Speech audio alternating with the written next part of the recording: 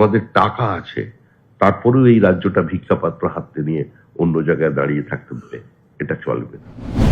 এই রাজ্যের সামগ্রিকভাবে পরিবর্তনের জন্য এই রাজ্যের একটা দ্রুত ব্যাপক শিল্পায়নের প্রয়োজন আছে। বিজ্ঞানের অগ্রগতিকে গ্রহণ করতে হবে, শিল্পে আত্মস্থ করতে হবে। এআই আসছে, ক্যাপিটাল ইন্টেন্সিভ ইউনিট বাড়বে, পৃথিবীতে অর্থনীতির বৃদ্ধি হচ্ছে, কিন্তু সেই সঙ্গে কর্মসংস্থান তৈরি হচ্ছে না। এটা ইকোনমিস্টদের কাছে একটা একাডেমিক চ্যালেঞ্জ, কিন্তু একই সঙ্গে পলিটিশিয়ানদের কাছে একটা অ্যাডমিনিস্ট্রেটিভ চ্যালেঞ্জ। কিন্তু ক্যাপিটাল ইন্টেন্সিভ ইউনিট না তৈরি হলে যে বিপুল সংখ্যক কর্মসংস্থান এমএসএমই দিতে পারে, সেটা হবে না।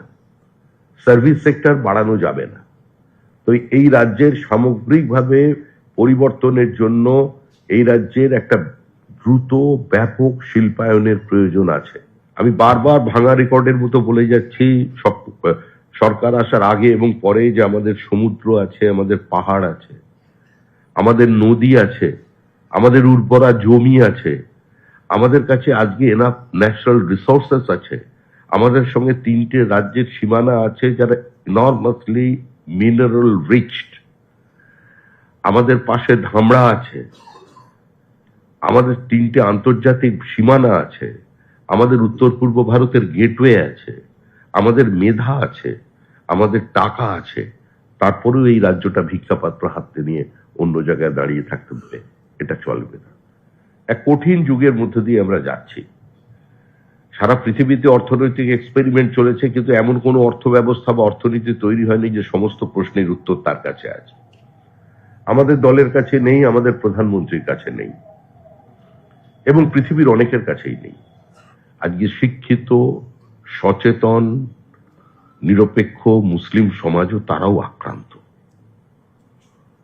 আজকে এখানে হুমায়ুনদের রাজত্ব চলেছে, কিন্তু কাজী নজরুল ইসলাম ব্রাত্য হয়ে গেছেন।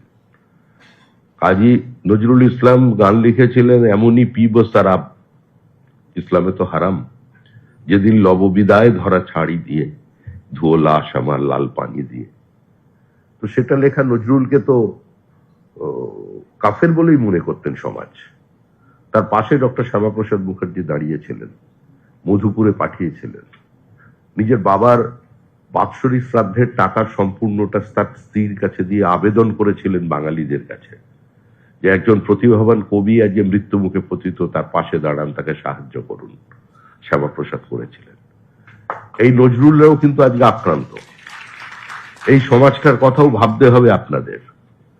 শুধুমাত্র বিজেপি এসেছে, এটা হিন্দুত্বের জয় বলে একটা ন্যারেটিভ তৈরি করা হচ্ছে। হ্যাঁ, এটা ঠিকই, সংখ্যালঘুরা আমাদের ভোট দেন না, 1% কম আমরা ভোট পেয়েছি। এক একটা বুথে 0, 3 এ ধরনের ভোট পেয়েছি, কিন্তু তাদের মধ্যেও সচেতনতা আনা দরকার। তাদেরও ভাবাতে হবে তাদের পরিবারকে, যে সবচেয়ে বেশি হসপিটাল, সরকারি হসপিটালের দেখুন গিয়ে কারা, উত্তর সংখ্যালঘু। থানার লকআপে সবচেয়ে বেশি কারা, উত্তর সংখ্যালঘু। জেলে সবচেয়ে বেশি কারা আছেন, উত্তর সংখ্যালঘু। তো যারা আমাদের আগে থেকে 75 বছর দেশটা চালালেন, রাজ্যটা চালালেন, তারা একটা সমাজকে সমাজ বিরোধী স্তরে পৌঁছে দিলেন। পশ্চিমবঙ্গের সংখ্যালঘুরা কার সঙ্গে আত্মস্থ হবেন, কোন পংক্তিতে দাঁড়াবেন?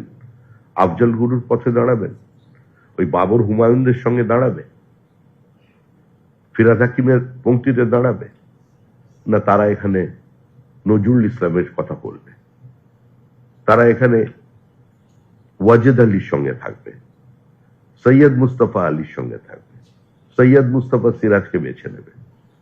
কারা তাদের সামনে আইকন হবে, কাদের তারা অনুকরণ করবে? এটাও ভাবানোর দায়িত্ব আপনাদের।